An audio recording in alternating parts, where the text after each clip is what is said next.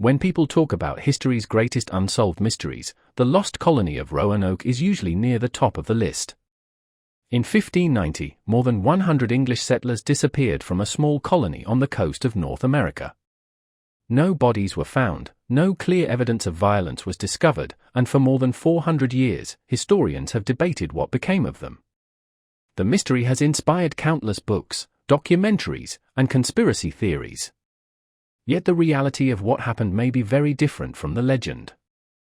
The story begins during a period of intense competition between England and Spain. Throughout the 16th century, Spain had established a vast empire in the Americas and was growing enormously wealthy from its colonies. England wanted to challenge that dominance and saw North America as an opportunity to gain territory, resources, and strategic influence. In 1584, Queen Elizabeth I granted Sir Walter Raleigh permission to establish an English colony in the region. The first attempt was unsuccessful. Settlers arrived on Roanoke Island in 1585 but struggled to survive. Relations with local indigenous communities deteriorated, supplies became scarce, and the colony was eventually abandoned. Despite this setback, Raleigh remained determined to create a permanent English settlement in North America. A second expedition was organized in 1587. This time the colony was intended to be permanent.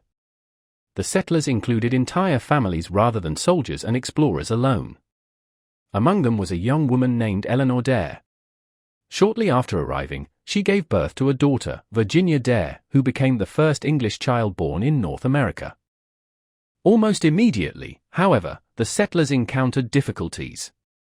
Food supplies were limited, and the colony depended heavily on support from England.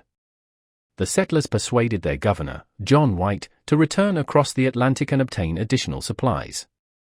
White was reluctant to leave, especially because his daughter and infant granddaughter remained behind, but he eventually agreed. The plan was simple. White would sail to England, gather supplies, and return as quickly as possible. Unfortunately, events beyond his control intervened. England was preparing for war with Spain, and the threat of invasion by the Spanish Armada became a national emergency. Ships that might have been used to supply the colony were redirected toward military service. What was supposed to be a short journey turned into a delay of nearly 3 years. When White finally returned to Roanoke in August of 1590, he expected to find a struggling colony in desperate need of assistance. Instead, he found something far stranger. The settlement was completely deserted. The houses were gone. Not burned or destroyed, but carefully dismantled. There were no signs of battle and no evidence of a hurried evacuation.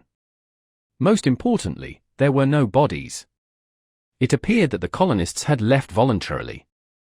As White searched the abandoned settlement, he discovered a clue carved into a wooden post. The word was CROATOAN. This discovery immediately caught his attention because it referred to a nearby island inhabited by the CROATOAN people, one of the indigenous groups in the region. Before leaving for England, White and the settlers had agreed that if they were forced to relocate, they would leave a message indicating where they had gone. If they had been driven away by violence, they were supposed to carve a cross alongside the message. No cross was present. To White, the meaning seemed obvious.